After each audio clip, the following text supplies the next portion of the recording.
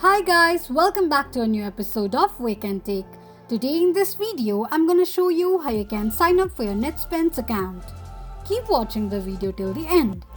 To sign up for your Netspend account, firstly go ahead and open your Google search. On the search box at the top, type in www.netspend.com and make a search. The official page of Netspend's account will appear on the screen. Scroll down and tap on Get Started option.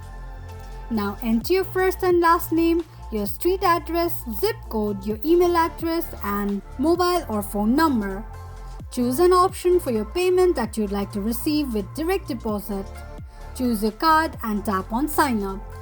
This is how you can sign up for your Netspend account quickly and easily just in few steps. If you have any thoughts or queries, let us know in the comments section. Don't forget to subscribe to our channel. Also, press the notification bell icon so that YouTube will notify you whenever we post a new video. I hope this video was helpful to you. Thank you so much for watching.